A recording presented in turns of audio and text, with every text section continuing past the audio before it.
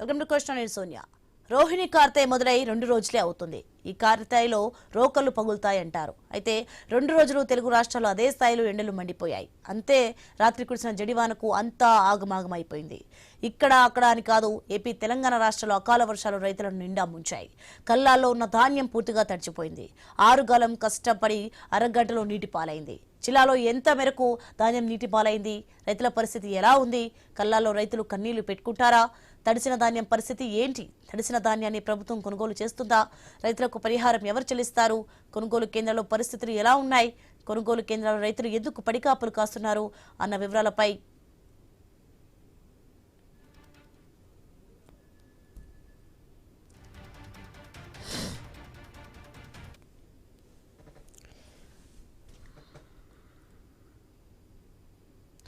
రెడ్డిగా భారీ వర్షాలకు సంబంధించి మరింత సమాచారం మా కొలీగ్ హిమబిందు న్యూస్ నుంచి లేవని సిద్ధంగా ఉన్నారు. హిమబిందు, మన మొత్తానికి చూస్తున్నాం, తెలుగు రాష్ట్రాల్లో అకాల వర్షాలతో భారీ వర్షాలతో అతలాకుతలమైంది. ఇక పలు జిల్లాలో నీటి పాలైన ధాన్యం కూడా చూస్తున్నాం. దీనికి సంబంధించి అప్డేట్స్ ఏంటి? Thank you Soni. తెలంగాణలో అకాల వర్షాలు రైతులను తీవ్రంగా కూడా నష్టపరిచాయి. వరుణుడి ప్రకోపం రైతులకు తీరని శోకాన్ని మిగిల్చిందని చెప్పుకోవాలి. ఈదురుగాలులతో కూడిన ఈ వడగాలులు వర్షం రైతు నిండా ముంచేసింది. ఆరుగాలం శ్రమించి కష్టించి పండించిన ఈ పంట, ఏవైతే కూడా రైతులు అప్పులు చేసి పండించిన పంట ఒక్కసారిగా కూడా నేలపాలైపోయింది. నాగర్ కర్నూలు జిల్లాలో ఒక్కొక్కటిగా మనం ఒకసారి డిస్కస్ చేద్దాం. నాగర్ కర్నూలు జిల్లాలో మామిడి రైతులు అకాల వర్షాలు కోలుకోలేని దెబ్బతీశాయి. మొత్తంగా కూడా అచ్చంపేట మండలం లింగోటంలో మామిడికాయలు రాలిపోవడంతో పంట చేతికొచ్చిన పంట అంతా కూడా నష్టపోయిన పరిస్థితి. ఇంకొకటి మరొక వైపు కోతకు వచ్చిన పంట ఒకటి వరి ధాన్యానికి సంబంధించి ఒకటి ఉంటే, కల్లాల్లో చాలా వరకు కూడా వరి ధాన్యాలు పెట్టి ఉంచిన ధాన్యం మొత్తం తడిచి ముద్దయింది. వడ్లు ఆరబోసిన వడ్లు అన్ని కూడా ముద్దైపోయిన పరిస్థితి. అప్పులు చేసి పెట్టుబడులు పెడితే కనీసం ఇప్పుడు పంటకి ఏదైతే పెట్టుబడి పెట్టారో అవి కూడా రాని పరిస్థితి అంటూ కూడా రైతులు తమ ఆవేదన వ్యక్తం చేస్తూ ఉన్నారు. వరంగల్, ములుగు, మహబూబాబాద్, జనగామ, జయశంకర్, భూపాలపల్లి, హనుమకొండ జిల్లాలో అకాల వర్షం అయితే ఊహించని నష్టాన్ని మిగిల్చింది. వరి, మామిడి, మొక్కజొన్న పంటలు, మిర్చి పంటలు ఇవన్నీ కూడా మొత్తం నాశనం అయిపోయాయి. ఇక కళ్ళెదుటే చాలా వరకు కూడా ఈ వరి ఒడ్లు ఇవన్నీ కూడా కొట్టుకుపోతున్నా కూడా రైతు అలా చూస్తూ ఉండిపోయిన పరిస్థితి. ఇంకొకటి ఈదురుగాలులతో మొత్తంగా ఏదైతే ఈ ధాన్యం పైన వరి ధాన్యాలకు సంబంధించి కల్లాలు ఆరబెట్టి ఉంచారో ఇవన్నీ కూడా టార్పలిన్లు ఆరబెట్టి ఉంచిన కూడా ఈ ఈదురుగాలులకి ఆ టార్పలిన్లు కూడా ఎగిరిపోయి ధాన్యం అంతా కూడా తడిచి ముద్దయింది. మొత్తంగా సుమారుగా 21,000 ఎకరాల్లో ఈ పంట నష్టం వాటిల్లిందని ప్రాథమికంగా కూడా ఒక ఇన్ఫర్మేషన్ అంచనా వేస్తూ ఉన్నారు. వికారాబాద్ జిల్లా పరిగిలో కూడా ఈదురుగాలులతో భారీ వర్షాన్ని అక్కడ కూడా మిగిల్చింది. భారీ వృక్షాలు నేలకొరిగా ఈదురుగాలులతో మొత్తంగా అక్కడ పలు చోట్ల పడిన పరిస్థితి ఎక్కువగా మనం చూసాం. ఈ మధ్య కాలంలో కూడా డైలీ కూడా మన ఐ న్యూస్ లో కూడా టెలికాస్ట్ చేస్తాం. ప్రతిరోజు కూడా ఈ వరి ధాన్యాలకి సంబంధించి కూడా కల్లాల్లో ఈ వరి ధాన్యాలు అలానే ఉన్నాయి. బట్ కొనుగోలు కేంద్రాల్లో కూడా పరిస్థితి డిఫరెంట్ గా అక్కడ ఉంది. కొనుగోలు ఆలస్యము, లిఫ్టింగ్ ఆలస్యము, ట్రాన్స్పోర్టేషన్ ప్రాబ్లమ్స్ ఇవన్నీ కూడా, అలాగే ఇప్పుడు ఈ అకాల వర్షాలు ఇవన్నీ రైతులకి తీరని శోకాన్ని మిగిల్చిందనే చెప్పుకోవాలి. రైట్, మాట్లాడదాం. Telangana bureau chief Kiran join అయ్యారు మనతో పాటు. కిరణ్, మనం చూసాము అంటే రాత్రి కురిసిన వర్షానికి మొత్తంగా కూడా 21,000 ఎకరాల్లో పంట నష్టం దాదాపుగా నష్టం వాటిల్లిందని అధికారులు చెబుతూ ఉన్నారు. కొనుగోలు కేంద్రాల్లో కూడా ఈ కల్లాల్లో ఈ ధాన్యాన్ని అంతా కూడా తీసుకుపెట్టి ఉంచినా కూడా ఒకటి కొనలేదు. లిఫ్టింగ్ ప్రాబ్లము, ట్రాన్స్పోర్టేషన్స్ ప్రాబ్లము ఇవన్నీ కూడా ఉన్నాయి. తడిచి ముద్దయిపోయే మొక్కజొన్న, వరి ఇవన్నీ కూడా నాశనమైన పరిస్థితి.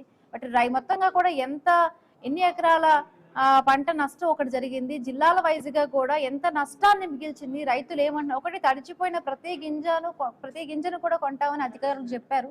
బట్ ఇన్ని రోజులు బట్టి కూడా, నెల రోజులు బట్టి కూడా వెయిట్ చేస్తున్నా కూడా ఆ కళ్ళలో ధాన్యం అంతా తడిసి ముద్దయింది. రైతులు చాలా వరకు ఇబ్బందులు పడిన పరిస్థితి. రైట్, ఈ అకాల వర్షాల కారణంగా కిరణ్ ఒక్కసారి మీరు అలానే హోల్డ్ లో ఉండి సిద్దిపేట మార్కెట్ యార్డ్ ను మాజీ మంత్రి హరీష్ రావు పరిశీలిస్తూ ఉన్నారు. ఒకసారి చూద్దాం.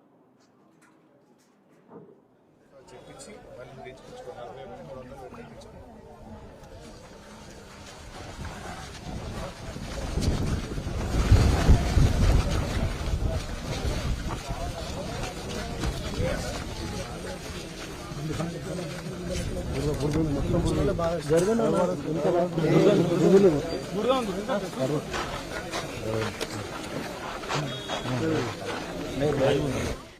ఎక్కువ మంది రైతులు ధాన్యాన్ని తీసుకువచ్చి ఆ అక్కడ కొనుగోలు కేంద్రాల వద్ద కూడా ఉంచినా కూడా అటు అధికారులు కొనలేదు, లిఫ్టింగ్ లో ప్రాబ్లం ఉంది, లారీ ట్రాన్స్పోర్టేషన్స్ లో ప్రాబ్లం ఉంది. మొత్తంగా కూడా ఈ అకాల వర్షం ఈ రైతులంతా కూడా నిండా ముంచేసిన పరిస్థితి. ఇప్పటి వరకు కూడా 21,000 ఎకరాలకు సంబంధించి కూడా ఈ పంట నష్టం వాటిల్లిందంటూ కూడా అధికారులు అంచనా వేస్తున్నారు. మనం విజువల్స్ లో చూస్తున్నాం. మాజీ మంత్రి హరీష్ రావు కూడా ఈ తడిసిన ధాన్యానికి సంబంధించి మార్కెట్ యార్డులో కూడా పరిశీలిస్తున్నారు. గత ప్రభుత్వం కూడా అంటే వాళ్ళందరూ బీఆర్ఎస్ నాయకులందరూ మొదటి నుంచి చెప్తున్నారు, ఇన్ని రోజులు బట్టి కూడా రైతులు ఇబ్బందులు పడుతున్నా, కళాలో ధాన్యం ఉన్నా కూడా అధికారులు మాత్రం చలనం లేదు, ప్రభుత్వం పట్టనట్టుగా ఉంది.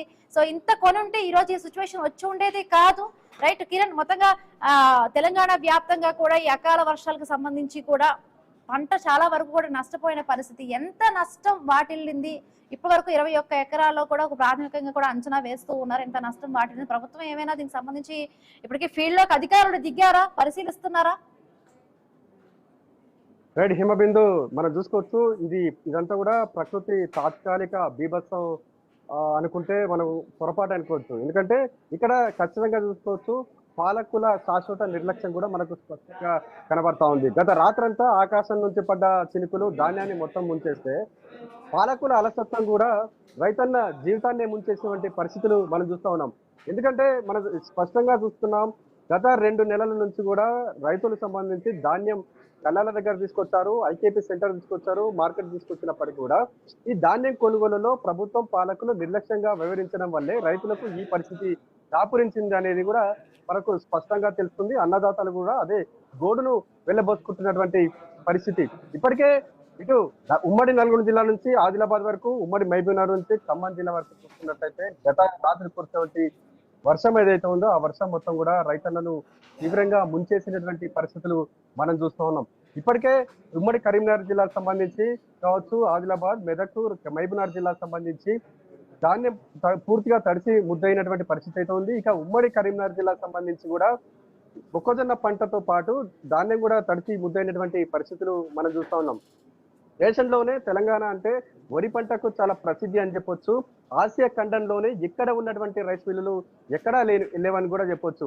నల్గొండ జిల్లా మిర్యాలగూడ ప్రాంతాలనే దాదాపు 100కు పైగా రైస్ మిల్లులు ఉన్నాయి. అంటే ఇక్కడ అన్నదాత పండించినటువంటి పంటను దేశ విదేశాలకు కూడా ఎగుమతి అవుతుంటాయి. కానీ అందుకే ఇక్కడ వరి పంటకు అత్యంత ప్రాధాన్యత ఉంటుంది. కానీ పాలకుల నిర్లక్ష్యం చూస్తుంటే ఇప్పుడు అన్నదాతలు వ్యవసాయం చేయలేని పరిస్థితి అయితే ఉందని చెప్పొచ్చు. ఎందుకంటే ఒక రైతు ఆరుగాలం అంటే దాదాపు 6 నెలలు పంటను కంటికి రెప్పలా కాపాడుకోవడం ఒక అయితే పండించిన తర్వాత ఆ ధాన్యాన్ని మార్కెట్లకు ఐకేపీ సెంటర్లకు తీసుకురావడం కూడా పెద్ద అగ్ని పరీక్ష అని చెప్పొచ్చు. ఎందుకంటే దాదాపు నెలలు ఇప్పటి 6 నెలలు పంటను కాపాడుకుంటే 2 నెలల వరకు కూడా పంట ధాన్యం సంబంధించి కొనుగోలులో కొర్రీలు పెడుతున్నటువంటి పరిస్థితులు మనం చూస్తా ఉన్నాం. తద్వారా 2 నెలలు కూడా అక్కడ ధాన్యాన్ని కంటికి రెప్పలా కాపాడుకోవాల్సిన పరిస్థితి. ఓవైపు మిల్లర్లు ధాన్యం సంబంధించి క్వింటాల్కు 2-3 కిలోల తరుగు తీసుకున్నటువంటి నేపథ్యంలో ఆ తరుగు సంబంధించి కూడా మళ్ళీ తూర్పాల పోయాల్సినటువంటి పరిస్థితి ఉందని చెప్పవచ్చు. అంటే రైతుకు ఇది అదనపు కష్టం అని కూడా చెప్పవచ్చు. ఇంత చేసినాక కూడా కనీసం కొనుగోలుకు సంబంధించి కూడా ఇప్పటి వరకు కూడా కొర్రీలు పెడుతున్నటువంటి పరిస్థితులు మనం చూస్తున్నాం. తాలు పేరు కావచ్చు, ఇది బోన సంచులకు సంబంధించి కావచ్చు, ఏదో కొర్రీ పెడుతూ కూడా 2 నెలలు జాప్యం చేయడం జరిగింది. ఈ 2 నెలలకు సంబంధించి ధాన్యాన్ని ఐకేపీ సెంటర్లలో కూడా రాత్రి భవన్లు ఈ ధాన్యాన్ని కాపాడుకోవాల్సిన పరిస్థితి వచ్చింది.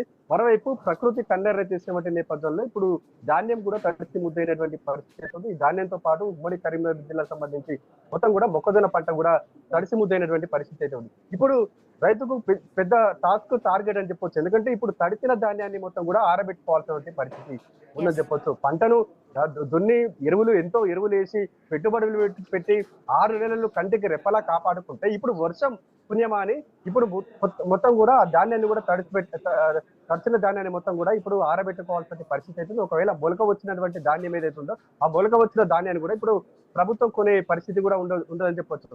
ఇప్పటికైనా ప్రభుత్వం అదేవిధంగా అధికారులు స్పందించి పండించినటువంటి ధాన్యాన్ని ఏదైతే ఉందో కొర్రీలు లేకుండా కొనాలనేటువంటి డిమాండ్ ఇటు అన్నదాతల నుంచి వినబడతా ఉంది. హిమబిందు. రైట్ కిరణ్. ఎసగా మెదక్ వెళదాం.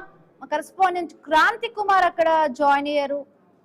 మొత్తంగా కూడా తెలంగాణలో కురిసిన అకాల వర్షాల వల్ల కల్లాలో ఉన్న ధాన్యం మొత్తం కూడా తడిసి ముద్దైన పరిస్థితి.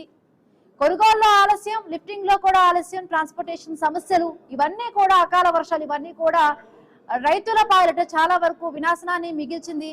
ఎన్నిసార్లు కూడా మొరపెట్టుకున్నా కూడా దీనికి సంబంధించి రైతులు అధికారులకు చెప్పినా కూడా, అదే విధంగా అధికారులు కూడా రైతులకు ఎటువంటి ఇబ్బంది ఉండకూడదు, మొత్తంగా కూడా అన్ని కొనుగోలు చేయాలని చెప్పినా కూడా క్షేత్రస్థాయిలో పనులు మాత్రం శూన్యం. బట్ ఇన్ని వర్షాలు పడతాయని ప్రభుత్వానికి ముందుగానే తెలియదా? మనకు తెలుసు మొత్తంగా కళ్ళాల్లో ఇంత తడిసిన కళ్ళాల్లో ధాన్యం ఉంది, దీనికి సంబంధించి కరెక్ట్ గా కూడా చర్యలు తీసుకోలేదు. బట్ ఇవి అకాల వర్షాలు ఇవన్నీ కూడా ఇబ్బందులు గురవుతుందని తెలిసినా ఎందుకు తగిన జాగ్రత్తలు తీసుకోలేదు? బట్ ఇప్పటికైనా కూడా అధికారులు ఫీల్డ్ లోకి దిగారా? అసలు ఎంత నష్టం అయింది, ఎంత మొత్తంగా కూడా జిల్లాల వైజ్ గా కూడా ఎంత ఎకరాల్లో పంట నష్టం ఉంది? ఇంకొకటి వరి ధాన్యానికి సంబంధించి కళ్ళాల్లో ఒకటి ఉంటే కోసే టైంలో వరి కొంత, అది కూడా నష్టపోయిన పరిస్థితి. రైతులకు సంబంధించి యూరియాకి సంబంధించి మనం కష్టాలు ఇబ్బందులు పడ్డారు, కొనుగోలుకు సంబంధించిన విషయంలో కూడా ఇబ్బందులు పడ్డారు, ట్రాన్స్పోర్టేషన్ విషయంలో కూడా ఇబ్బందులు పడ్డారు. బట్ ఇన్ని చేస్తున్నా కూడా రైతులు ప్రాధాయపడుతూ ఉన్నారు. మొత్తంగా మా కరెస్పాండెంట్ క్రాంతి కుమార్ జాయిన్ అయ్యారు. సో మెదక్ లో ఎంత నష్టం మిగిల్చింది రైతులకి? ఇప్పటికే చూస్తున్నాం బీఆర్ఎస్ నేత మాజీ మంత్రి హరీష్ రావు కూడా మార్కెట్ యార్డులకు సంబంధించి సందర్శిస్తూ ఉన్నారు. ఎంత ధాన్యం తడిచిపోయింది, అదే విధంగా ముందుగా కూడా అకాల వర్షాలకు సంబంధించి కూడా ఒక హెచ్చరిక ఉన్నా కూడా ఎందుకు ప్రభుత్వం చర్యలు తీసుకోలేదు? వాళ్ళకి సంబంధించి టార్పర్లకు సంబంధించి కానీ లేకపోతే కొనుగోలుకు సంబంధించి కూడా ఎంత చర్యలు తీసుకోకపోయినా బట్ అకాల వర్షాలు వస్తాయని ఒక హెచ్చరిక ఉన్నా కూడా ఈ జాగ్రత్తలు తీసుకోవడంలో ఇక్కడ రాష్ట్ర ప్రభుత్వం విఫలమైందని చెప్పుకోవాలి. క్రాంతి, ఏంటి అప్డేట్ ఏంటి? ఎంత మేర మొత్తంగా రైతుల ధాన్యం అక్కడ తడిచిపోయింది? ఉమ్మడి మెదక్ జిల్లా వ్యాప్తంగా నిన్న సాయంత్రం నుంచి కురుస్తున్న అకాల వర్షాలకి తీవ్రంగా రైతులు నష్టపోయారు. ప్రధానంగా మనం చూసుకున్నట్లయితే దాదాపుగా అన్ని కొనుగోలు కేంద్రాల్లో ఉన్న ధాన్యం తడిచిపోయింది.